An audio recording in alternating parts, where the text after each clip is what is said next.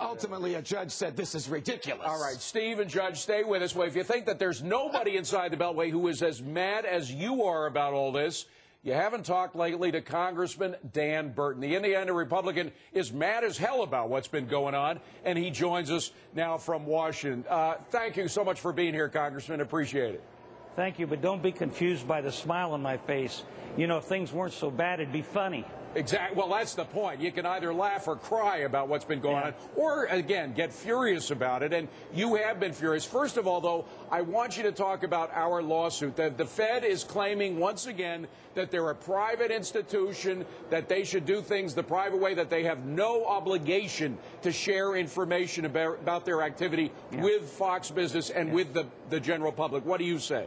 Well, it's obvious the commingling of funds is taking place, and the taxpayers' money is being utilized, and we have every right to know what's going on. Every taxpayer in this country wants to know where their money is going, and we're talking about trillions of dollars now, and it's going to be a real burden on our kids and our grandkids, and the taxpayers and the Congress, the representatives of the people, have every right to know where that money is going and where it is. And, Congressman, what the Federal Reserve Board is doing, and all of the various banks of the Federal Reserve, the Bank of New York in particular, what they are doing directly affects the taxpayer, not only in terms of the money that they're lending out, but the jeopardy that they are putting this country in long term, no? Oh, absolutely. And you know, with all the criminal activity that took in the past with big business, it makes you wonder why they're keeping all this so hidden. It really bothers me because we have a right to know where the money's gone, if there's collusion involved, and Senator Dodd doesn't know. Senator Shelby yesterday, they just don't know, and we're not getting any answers, and I think it's really bad. Well, if the chairman, you say Senator Dodd, and of course we can talk about him in other contexts as well, but Senator Dodd, the head of the Senate Banking Committee, doesn't know where the Federal Reserve funds are going and exactly what collateral we are receiving. He's supposed to be in charge of the banks. The Federal Reserve is the lender of last resort for banks, and in many cases first resort nowadays.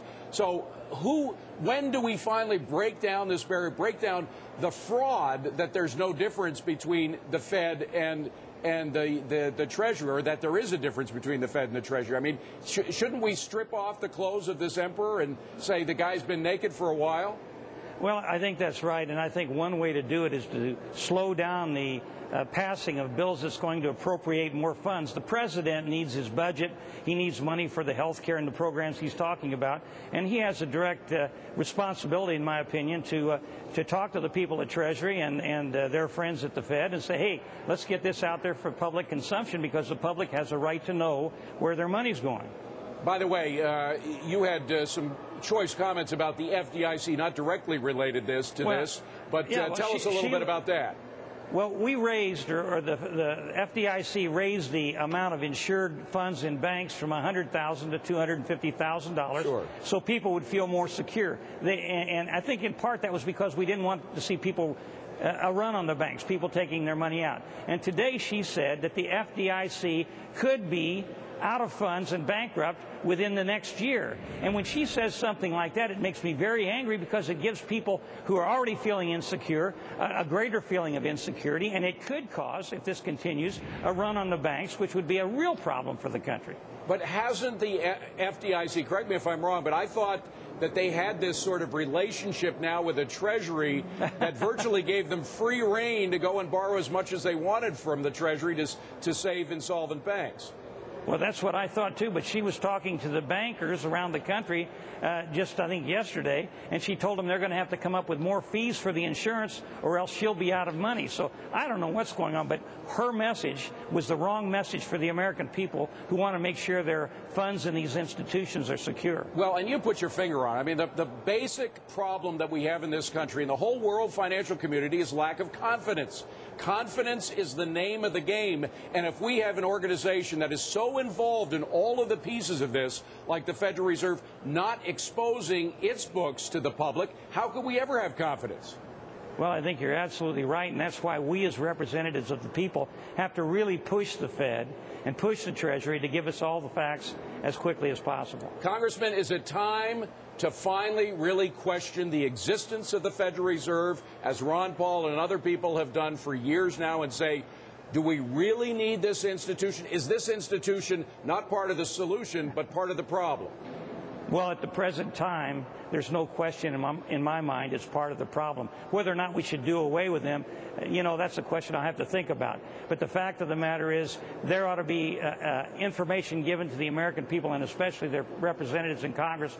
They're not doing it, so they're definitely part of the problem. Where do we go from here? Where would you suggest we, Fox Business, goes from here so that we can share this information with the public? Well, I think you're doing a good job in getting this information out to the people, but every congressman and every senator with whom you have contact or influence ought to be putting pressure on the Fed and the Treasury to get this information out. And if that doesn't work, the people of this country, and you're talking to all of them, in my opinion, ought to be calling the White House saying, I want to know where my tax dollars are going. And if the pressure builds on the White House, then I think the president and his people will get on the Fed and the Treasury and say, hey, come on, let's cough this stuff up. And I want to know why the future of my children is being put in jeopardy by holding down these documents instead of giving them up to Fox Business and giving them to the world. We're spending so much money right now that I think our kids and grandkids are going to have a problem anyhow. Yeah, I think you're right. We're selling their future, and it's a darn shame. Congressman Dan Burton, thank you very much for being here, Congressman. Appreciate it. Oh, it's always being good with you. Thank you very much. Well, bring on tonight's panel. Cody Willard of Fox Business is here, and Tom Costigan of Market Watch joins us from L.A. Tom, I want to go to you first. What do you think about the Fed's claim that because they are a private institution, they don't have to give up these documents? Well, I think the obvious BS is there, and it's a lack of transparency that got us into this problem, and I think it's transparency that's going to get us out of it. A lot of people are fearing right now what's going on behind the scenes. People don't know. And I think people are tough. And if we just tell people and lay it on the line, this is where the money's going, we'll be able to at least deal with it rather than, operating in shadows, much like has been going on right now. Cody, sometimes out of crises like these, we do find solutions that get us out of bigger holes than we realized we were in. I just put it to Dan Burton. Maybe now's the time to question the existence of the Fed. And I loved your asking him that question, but did you notice it was a new premise entirely to him? He said, I'll have to go think about the premise of having the Fed. Well, he was unprepared to deal with it now. He didn't want to. And I guess my point is, how does a representative of the United States not have thought that very important issue through before he is actually representing his constituents? I would venture to guess that most Congressmen. I totally agree. I've had these guys on there. You've had them on your show. They don't even bother reading the 1,071 pages of law they just signed in. He's right about that. Not only do they not read the laws, most of them have no concept of what the Fed is or what the Fed does. How about a simple audit of the Fed? Amen. That would tell us everything. Is there any gold at the Federal Reserve left? Wow. We are entitled to know that. Tom, is there any chance that we should press for that information in addition to everything else we're asking for? Well, a slightly amusing side note to that is there's an art show out here in California that had to be canceled because they didn't have enough gold bars to put in the art show. Right. So I think that sort of speaks to this whole type of the Fed, environment that we're in right now. Is where's all the money? Let me ask our lawyer. Is that one of the questions that we might be able to find out if we get the documents from the Fed? Well, I think we're pushing a little bit beyond FOIA on that note, but it's worth if we ever get the information, where it leads us to next.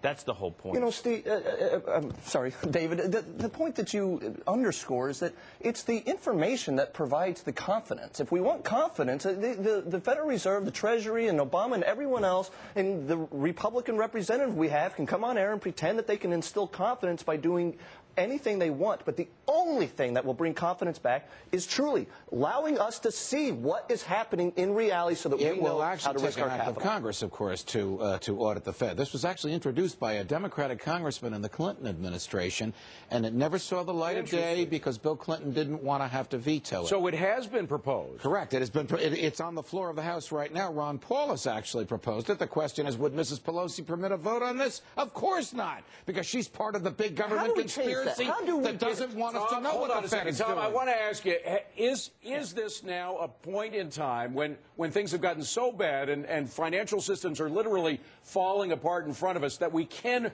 restructure our system, redo the Fed, redo currency exchanges, redo all of these very fundamental aspects of our finances?